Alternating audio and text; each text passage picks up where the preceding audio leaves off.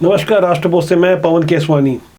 चुनाव के एक साल पहले किसी राज्य में ये चर्चा शुरू हो जाए कि अगली बार सरकार किसकी बनेगी, दरअसल ऐसा माहौल आजकल इसलिए हो रहा है क्योंकि लोग अब पहले से कहीं ज़्यादा जागरूक हो चुके हैं, अपने वोटों की कीमत को समझते हैं और सरकार से कामों का हिसाब भी मांगते हैं। छत्तीसगढ़ सहित 9 राज्यों के चुनाव 2023 में है। फिलहाल पूरे देश का ध्यान इस वक्त हिमाचल और गुजरात पर है, लेकिन छत्तीसगढ़ के हालात उनसे जुदा नहीं है। ऐसे लग रहा है कि चुनाव अभी एक आध महीने बाद ही होने वाला है। एक उपचुनाव होने जा रहा है। 5 दिसंबर को मतदान है।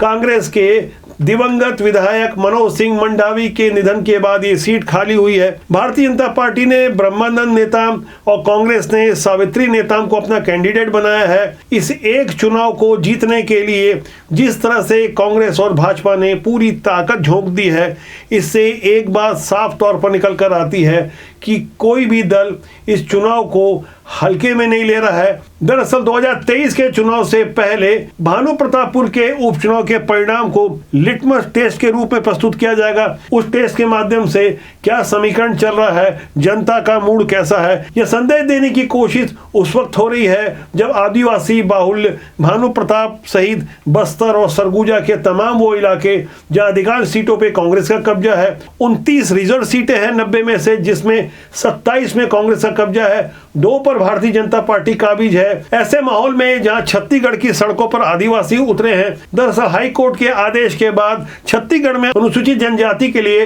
32% का जो आरक्षण तय किया गया था 2012 में पूर्ववर्ती रमन सरकार के द्वारा, उसे घटाकर 20% तय किया गया। लेकिन मौजूदा समय में बदले हुई परिस्थितियों में सरकार की ओर से कोई अधिसूचना जारी नहीं किए जाने के कारण फिलहाल कोई रोस्टर लागू नहीं है, यानी आरक्षण का कोई नियम लागू नहीं है।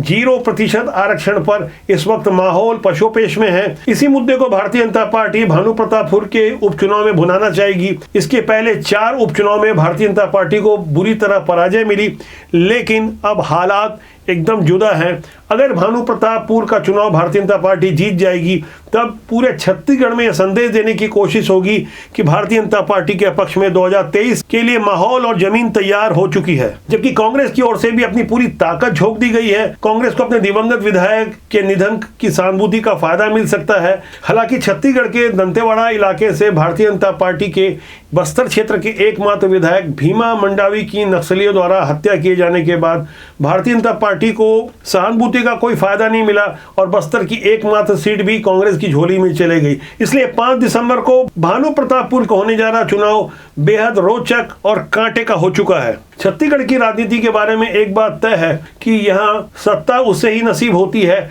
जहां आदिवासियों का साथ होता है। छत्तीसगढ़ में 31% आबादी है अनुसूचित जनजाति वर्ग की, जो कि ओबीसी की 51% आबादी के बाद दूसरे नंबर पे है, और तीसरे नंबर पे अनुसूचित जाति वर्ग की, जिनकी संख्या एक अनुमान से 12% बताई जाती है। हालांकि आधिकारिक रूप से जातियों की गणना की सही संख्या अभी घोषित होने बाकी है। छत्तीसगढ़ की राजनीति के मौजूदा हालात में सबसे रोचक बात यह है कि भारतीय जनता पार्टी से जुड़े हुए तमाम अनुषंगिक संगठन उसका भरपूर सहयोग दे रहे हैं, जिसका फायदा उसे ग्रास रूट पर मिलता भी नजर आ रहा है। बस्तर से भी ज्यादा 14 आदिवासी सीटें सरगुजा इलाके में है, जहां हाल में ही संघ के प्रमुख मोहन भागवत का आगमन हुआ।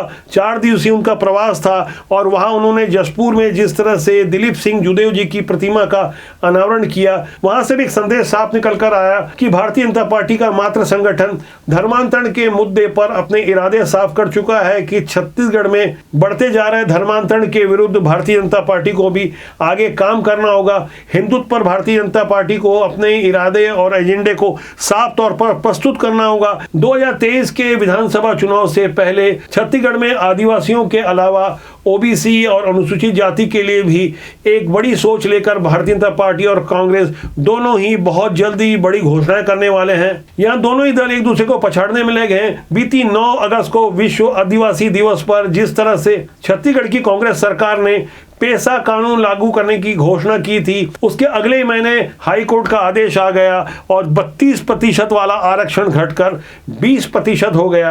हालांकि इसे लेकर विधानसभा का एक विशेष सत्र बुलाया गया है, अध्यादेश भी जारी हो जाएगा। इतने पर भी क्या अनुसूचित जनजाति वर्ग के मतदाता कांग्रेस के साथ आ पाएंगे, ये एक समझने वाली बात है। हालांकि भारतीय जनता पार्टी अपनी केंद्रीय नीतियों को लागू करती जा रही है। आदिवासियों के भगवान कहे जाने वाले बिरसा मुंडा की जयंती को पीएम नरेंद्र मोदी ने देश भर में जनजाति गौरव दिवस के रूप में मनाने का ऐलान किया और एक आदिवासी महिला को देश का राष्ट्रपति बनाकर यह संदेश साफ तौर पर दिया कि भारतीय जनता पार्टी आदिवासियों के लिए एक विशाल हृदय रखती है। आदिवासियों के कौन कितना करीब है, ये भानु प्रतापपुर के उपचुनाव के परिणाम से स्पष्ट हो जाएगा। इस पर हमारी निगाह बनी हुई है।